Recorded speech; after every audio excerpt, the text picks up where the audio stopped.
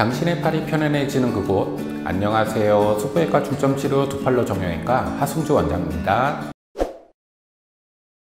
손가락 통증을 유발하는 대표적인 질환이 바로 건초염 중 하나인 방아쇠 소지 증후군입니다. 일반적으로 손가락이 총기에 방아쇠를 당기는 모양으로 증상이 나타나야 방아쇠 소지 증후군이라고 생각을 하지만 손가락 마디에 지속적인 통증이나 불편감 모두가 방아쇠 소지 증후군에 해당이 됩니다. 20만 명이나 되는 환자가 모두 손가락이 굽은 상태로 병원을 찾지는 않습니다. 방아쇠 소지 증후군의 원인은 손가락이 이렇게 구부러졌다 펴졌다 하려면 손바닥에 있는 힘줄이 통로를 자유롭게 지나다닐 수 있어야 하는데 방아쇠 소지군은 힘줄의 두꺼워진 부분이 통로 사이에 끼어서 힘줄의 움직임을 방해 발생하는 것으로 이 통로가 심하게 좁아지면 손가락을 구부리거나 펼 수 없게 되는 것입니다. 앞에서도 잠깐 언급했지만 방아쇠 소지 증후군은 반드시 손가락이 굽어지는 증상이 나타났을 때를 말하지는 않습니다. 질병도 손상 정도에 따라서 초기, 중기, 말기로 병기가 구분이 되는데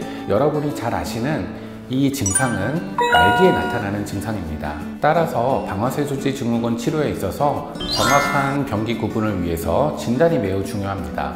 진단은 근골격계 초음파를 이용해서 진행을 합니다. 다만 일반적으로는 지금 보시는 넓은 형태의 프로브를 이용해 시행하는데요.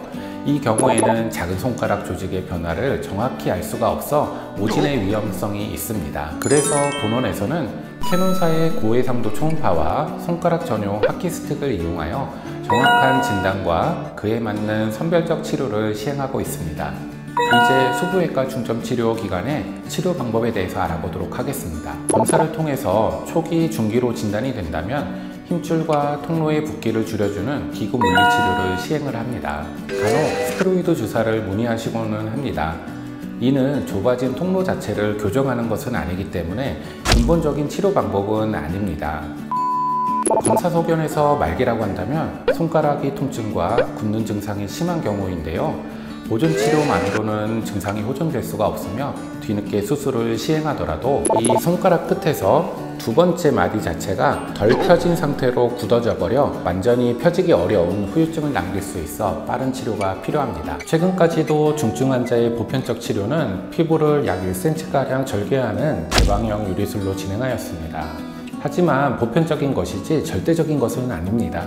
최근 본원처럼 수부외과 중점치료 의료기관에서는 중증이라도 손에 특별한 선천성, 해부학적 문제나 동반질환이 없다면 수술이 아닌 외래치료실에서 시술해서 치료하고 있는데요. 이 시술의 이름은 바로 초음파 표적 유리술입니다. 본격적인 치료에 앞서서 초음파 표적 유리술은 외래치료실에서 진행되는 시술입니다. 따라서 수술과 달리 통증, 흉터가 거의 없으며 깁스 등 고정을 하지 않아서 빠른 일상 복귀가 가능합니다. 또한 치료 대상폭도 넓은데요.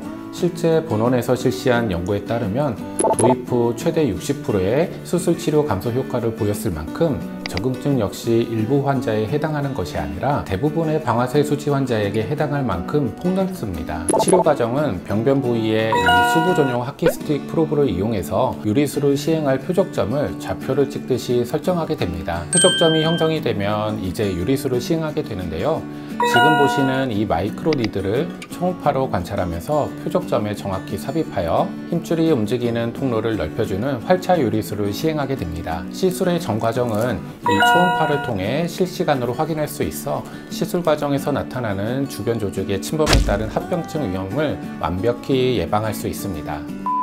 방아쇠 소지 증후군은 비교적 소부질환 중 인지도가 높지만 실제 제대로 발병 원인이나 치료 방법을 알고 수부외과 의사, 의료기관을 찾는 경우는 매우 드뭅니다. 따라서 부디 이 방송을 통해 올바로 알고 조기 진단과 치료를 통해 손가락 건강을 오랫동안 지킬 수 있길 바라며 구독과 좋아요 잊지 마시길 바랍니다.